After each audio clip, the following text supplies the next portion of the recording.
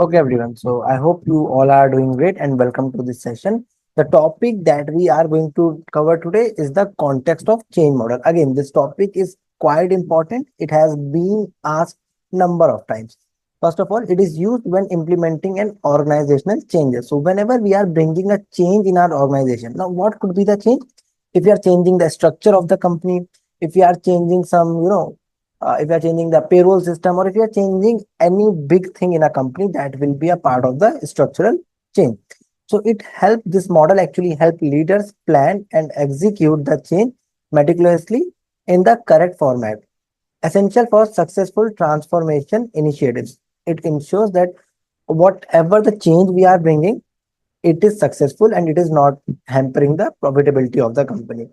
Examiners often present case studies requiring analysis using this model, practice applying it to various scenarios. Now, again, if this model is asked, you will be supposed to, identify certain things and you have to write down those points. This will be a type of question that you will be getting. So we'll be practicing one question. Don't worry about that. We are still left with like 11 to 12 classes. So before that time, we would have sufficiently practiced as well. Now, again, model is not that compulsory, but it is, if you remember the model, putting and framing your answer actually becomes very easy. So what is the exam trick? Always consider the potential resistance to change and how each step of the model can address it. Potential resistance to change you have to identify, and how each topic can address that situation. This is something that you have to write down. So what are the steps in change management? Instead of steps, we can forward points in, if we can directly talk about change management. So the first thing that we have is scope of change management. Now, what is the scope of change management all about? When I talk about the scope basically talks about whether it is a small change or a significant transformation. Smaller changes are easier to implement. Larger changes require more resources and careful planning. So these are the two things. Talk about whether the change is a large or whether the change is a small one. You have to talk about that thing. So if it is a large change, then you have to identify whether it is a significant change or it is a small change. Sorry, guys. We have to talk about whether it is a small change or it is a significant change. If it is a large change, we talk about what are the certain things that we have to take care. And if it is a small change, it will be easier to implement. So we don't have to worry much. Now, how would you identify whether it is a small change or a large change? See, whenever you start reading the number of questions, it will be very simple for you. If let's say there is a change in the organizational structure, complete structure, that will be called as a large change. But if let's say that we are changing a certain human resource employee manager or something like that, that will a small change. Again, we have to be prepared to classify changes as realignment or transformation and justify the choice. So the important thing over here is we have to justify whether it is a realignment or transformational change. Okay. Now, what is the exam trick all about? We have to use a scale to describe the scope. Whether it is a minor adjustment, is it a moderate change, or is it a major overhauling? So if we talk about an example of this thing, let's say if I'm talking about change in the organizational structure, that will be called as a major overhauling. So this is something that we have to write it down. Now, whether it is a major overhauling, whether it is a moderate change, minor adjustment, these are the things. Now, you might have a question with that. How would I identify it? Now, when you start solving number of questions, now you will get an idea. Okay, this is a minor adjustment. This is a moderate change. It is not compulsory. Let's say you are saying something to be a minor change and the examiner wanted it to be a moderate change. So it will be wrong. That is not like that. It is not like that because see, if you are saying it is a minor adjustment, you have to prove it. That's it. Second thing is the reason for change. Why are you saying? What is the reason behind the change? Why do you want to bring up the change? What is the reason? So identify and clearly communicate the reason behind the change. Explain benefits to staff and the stakeholders. Address the what's in it for me question for employees. Now, everyone will be asking what is why we are bringing the change. So we have to discuss it. If the question is discussing onto the stakeholder part with the change, so that will become a merger question where we are supposed to discuss onto the stakeholder analysis using the change management. Second point, reason to change. but generally these type of questions are not given. Now you have to think of the upper part. It is like now you have to discuss why the change should be brought up. Okay, why the change has been brought. You have to identify and clearly communicate the reason behind the change. And now we all know that employees don't like the change. So we have to talk about this thing. What do we have over, matlab, why are we bringing the change? What do we have it for employees? So this is the second thing that you have to talk about. First is scope of change, whether it's a large change or a small change. Second is the reason for the change. Identify and clearly communicate the reason behind the change to the employees. Examiners look for a clear understanding of change drivers, example, market pressures, technological advancements, or the regulatory changes. So three things you have to take care over here. Whether it is a market pressure, whether it is technological advancement, or the regulatory change, or anything else due to which you guys are bringing the change. So clear identification of the reason will help you out to get the marks over here. Now, timing of change. Decide between immediate implementation, that is a big bang, or a gradual implementation, that is incremental. Example, if I am bringing a big bang implementation, matlab within a day or two, I am just going to change everything. That is a big bang change. If I am going to bring up the change slowly, gradually, over a year, over a month, or a week, not a week will be considered as a big bang, over a year, months, that is called as a gradual implementation. Gradual implementation is generally easier because you have a larger time frame, you have a longer time frame, but it may lose momentum because certain times people are like, okay, yeah, it is not going that much fast. Why do we need to change? Correct. But big bang change is disruptive. Big bang change is disruptive, but again, at sometimes it is very much necessary. The reason could be the regulatory changes, the legal compliance, or something else. So, timing of change with two things. You talk about how fast the change is going to happen. Is it going to be a gradual change or is it going to be a quick change? This is the something that you have to talk about. Be ready to discuss the pros and cons of big bang versus the incremental change for the different scenarios. Now talk about, if see, the question will be giving you the change. Now you have to talk about whether it should be a big bang. It will be also giving you whether it is a big bang change or a gradual change. Now you have to give your points whether if they are coming up with a big bang point, a big bang change, or if they are coming with a gradual change, how it will affect the things.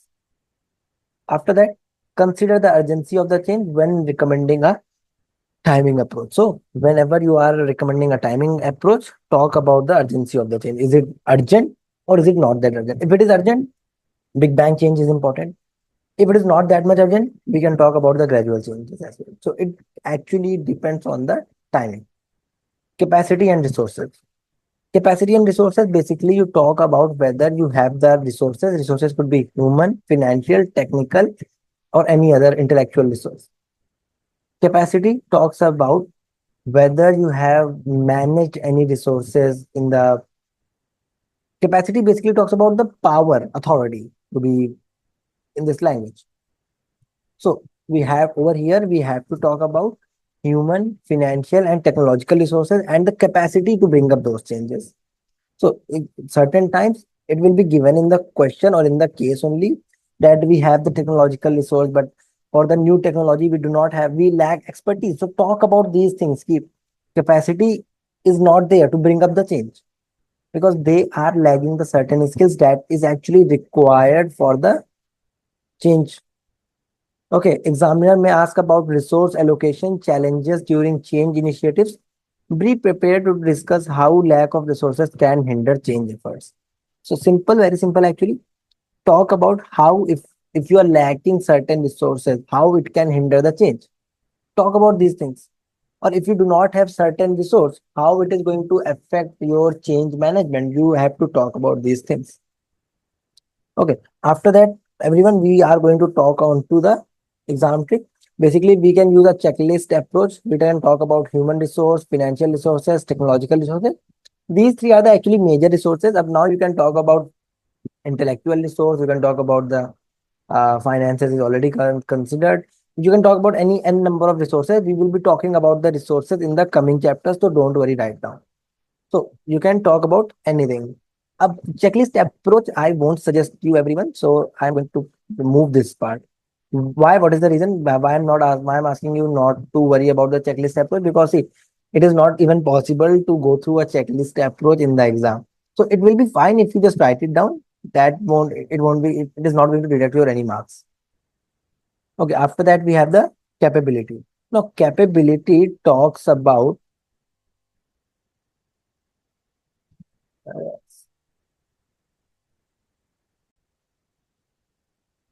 now coming to the point of capability, basically capability talks about the past of the company. Past basically it talks about whether we have actually come up with a change or not.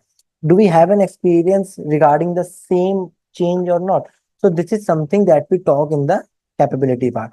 Try to identify these things in the question.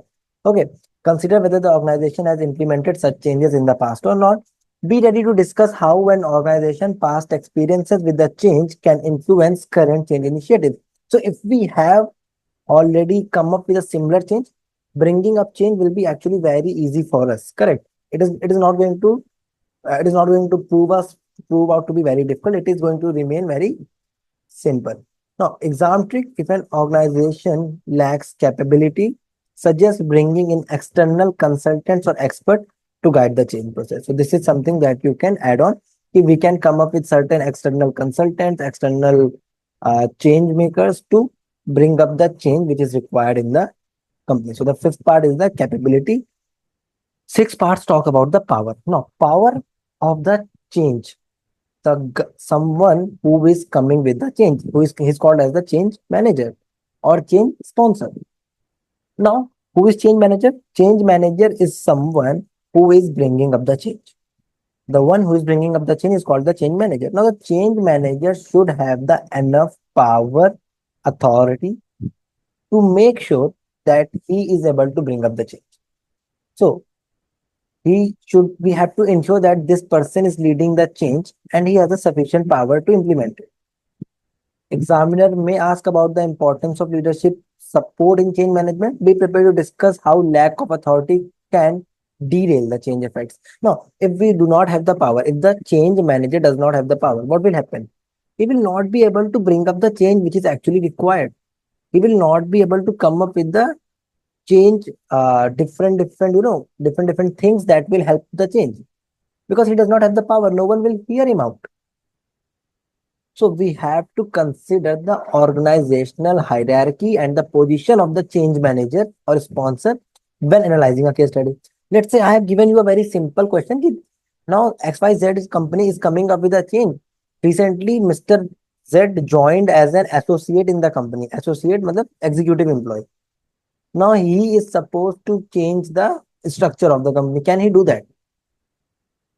Because he is an associate, an executive level employee.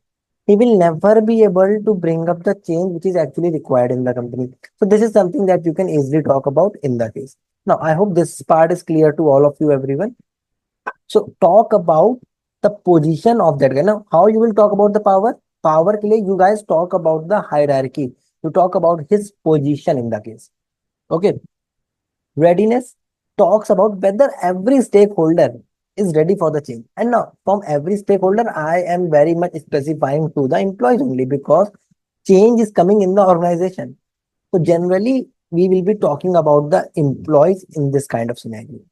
It includes completing necessary trainings and preparation.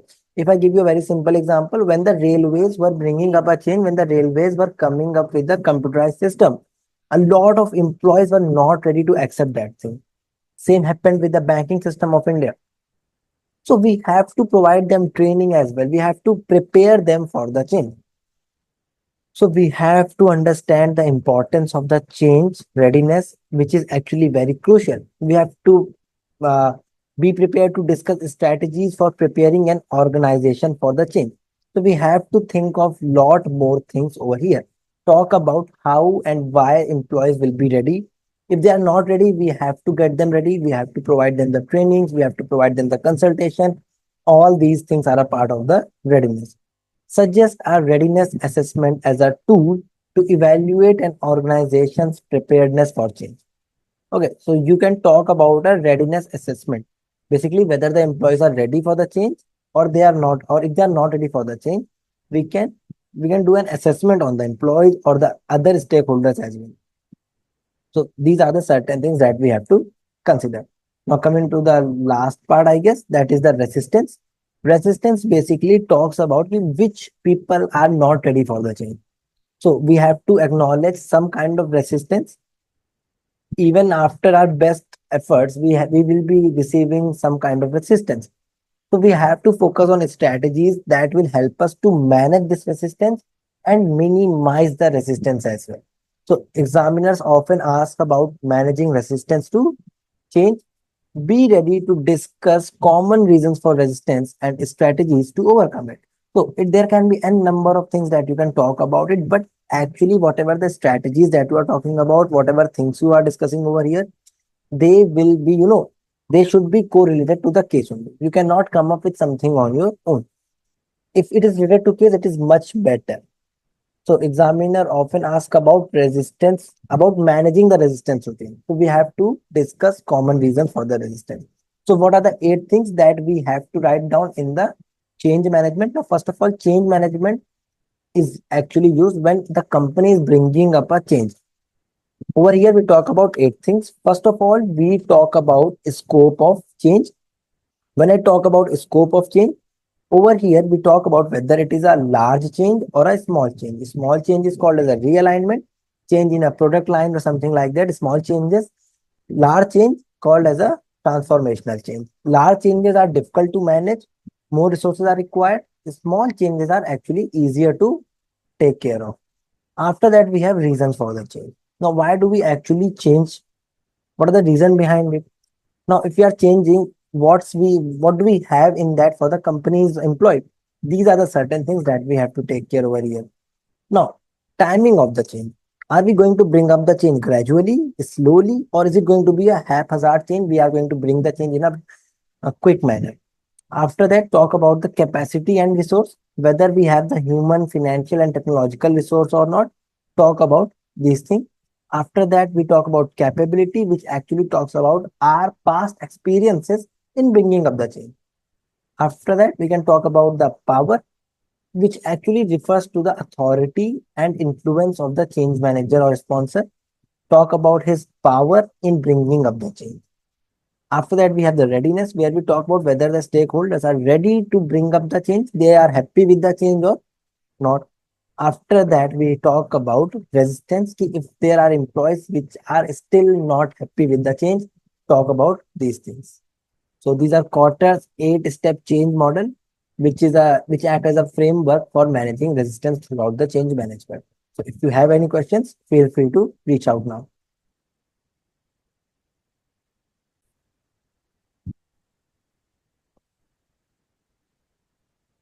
Okay, so welcome back everyone to the new topic that we have for today is the risk management strategy. Now, risk management for starters is actually very important for your exam. So if you remember, we have already talked about one risk management strategy in the above. Correct everyone? What was that one strategy that we talked about? I guess we have already talked about it, if I'm not mistaken. Another one is the Tara model that we will be talking about right now. Okay, we have not talked about it yet. Sorry. We will talk about it later in the class. So the model that we have is one of the risk management strategy. Now, number of companies are there and they all face certain kind of risk. Correct. Now, companies face different kind of risk. It could be the risk of losing out the market competition. It could be the risk of change in the customer preference. It could be the risk of certain other things. So companies face number of risks. Basically, for that purpose, we use something which is called as Tara model. Tara model actually talks about transfer, accept, reduce, and avoid. TAR and A. It is very crucial framework in the SBL paper. Now, examiners generally often test your ability to talk about this model. Now, you might think of one thing in the exam, you might not be able to come up with a framework. It is not compulsory to make this framework. But again, if you are able to understand which risk should be transferred and which kinds of risk should be avoided, this is the only thing that they require. Now, over here, if you See, there are two things. Probability, matlab what are the chances of that risk happening, and impact, whether matlab how matlab what is going to be the impact of that risk. So if the probability of something is high and impact is also going to be high, we are going to avoid it. That kind of risk should not be taken. We should completely avoid that step. Now, if the impact of something is low and probability is also low, so we can accept that much risk. Now, example of this is employees changing the, you know, employees asking for the extra reimbursement. Although that is a risk as well. Employees can ask for the extra reimbursement, but this is a very small risk. Probabilities are also very low. Impact again very low. So we will just accept it. Now, if the impact of something is very high, but the probability is low, the impact of something is high and probability is low, we are going to transfer that risk. What we are going to do? We are going to transfer that risk. So risk must be shared between different parties. Now, how can we transfer the risk? This is something that we will discuss now. Now, if probability of something is high, but the impact is going to low, so we will try to reduce that risk. What is we are trying to do, guys? We are trying to reduce that risk. Okay. Now, if we are accepting, we choose to accept the risk. So for when do we use it? When do we accept a risk, everyone? When do we accept a risk? When it is for a low impact. Matlab, we are not going, matlab, the profits are not going to be impacted much, and the probabilities of this thing happening is actually very low. And even if we try to overcome these kind of risk, it will cost me more. So when the cost of mitigation outweighs the potential loss, we accept the risk. So be prepared to justify why accepting a risk might be the best course of action in certain situations. This is something that you have to write in the exam. After acceptance, we have something called as reduction. Try to reduce. Now, when we are reducing over here, when the probability is high but the impact is low. For significant risks that can't be avoided or transferred. We cannot avoid them, we cannot transfer them. We can try to reduce them at our own home. This is something that for this purpose we use something called as reduce. Correct. So demonstrate knowledge of specific control measures and their effectiveness. Now, why control measures and their effectiveness? Control measures are actually something that we place at our own organization. If you remember, control measures of audit and assurance examination. Correct. So if you are still not sure what is control measures talk about, please let me know in the chat box, everyone. Now, avoidance risk, we are completely eliminating. We are not taking even a single risk. That is called as avoidance. That is called as avoidance, everyone. So for high impact risk, where the probability is also very high and it can severely damage the organization. So we do not take these kind of risks. So consider the opportunity cost of risk avoidance and discuss alternatives. Let's say I was going to invest in XY sector, but that sector was very much, let's say aviation sector. Now aviation sector where risk is very high. We have seen number of aviation companies that are failing. So risk is very high and the probabilities of failure is also very high. So we can rather entering into this sector, we can just talk about what are the different sectors where I can go and invest right now. So this is something that you can talk in this point, that is avoidance. After that, we can talk about transfer. Shifting the risk to a third party, basically taking an insurance or something. So we can, especially when specialized expertise is required or when the risk is beyond the organization's capacity to manage, we transfer that risk to someone else. We can do that by using insurance. We can do that by using outsourcing or certain contractual agreement. So we can do anything to shift that kind of risk.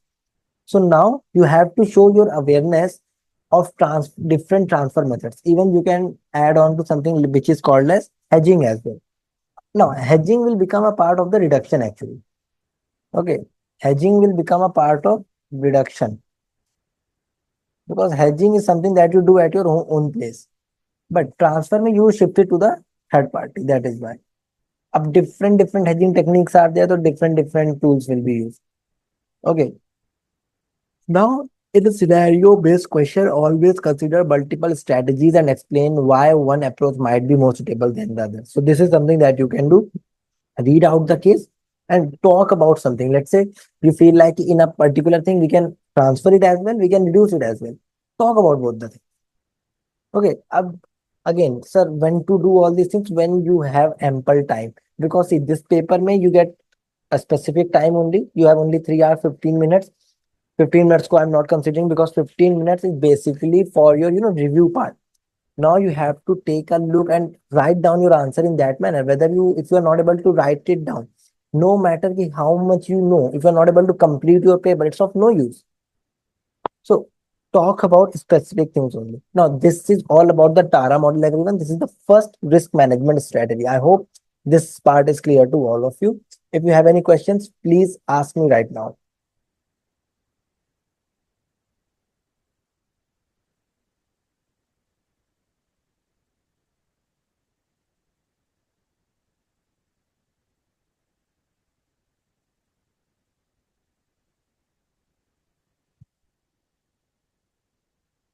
Guys, any question?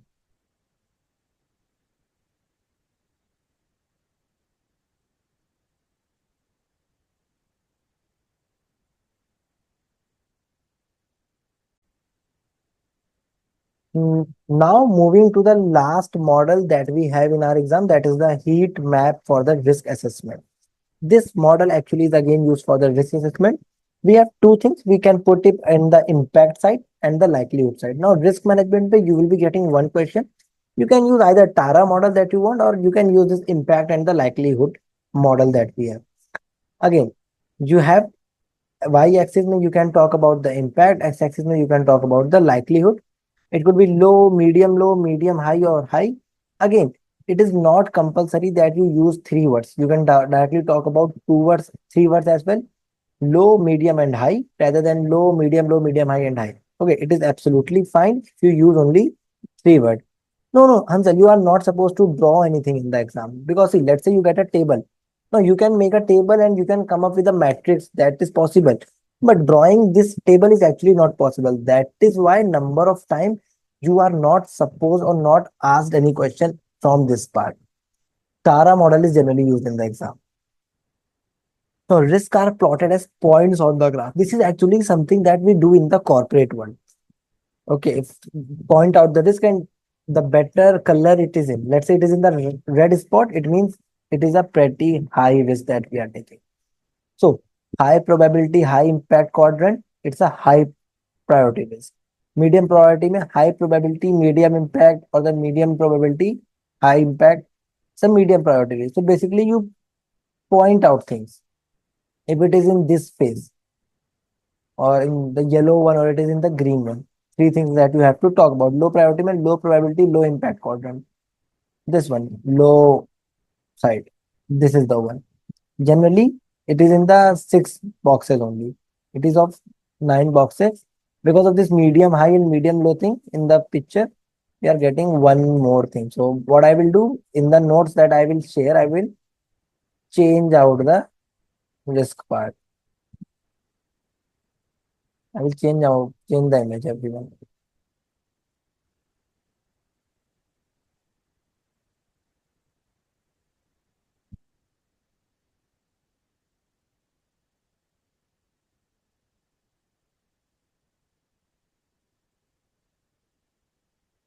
Okay, so we have y-axis impact and likelihood again. So this is something that we have already talked about. Y-axis we have now it is different. X-axis, y-axis.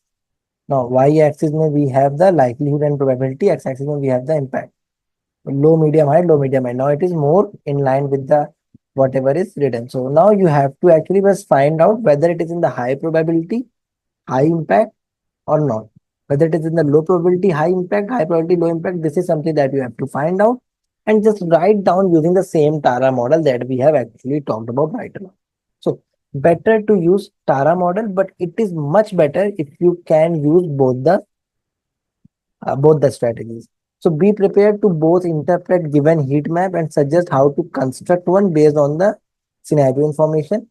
Discuss how heat maps can inform risk management strategies You have to link it back to the Tara model, everyone. Consider how heat maps can inform risk management strategies, linking back to the Tara model. Consider how heat maps might change over time and implications for the ongoing risk management technique.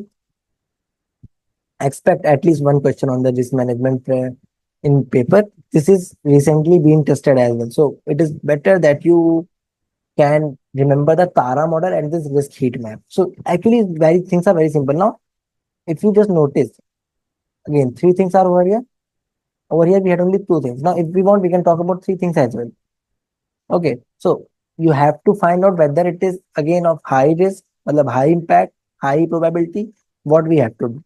So this is something that you have to do. Now, what actually is difficult is ki whether it is of high impact or not.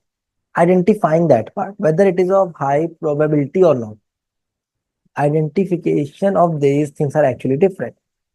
Identifying the impact, identifying the probability, that is going to be a tough part for you. Other than that, I don't think that there will be any part that will be difficult for you.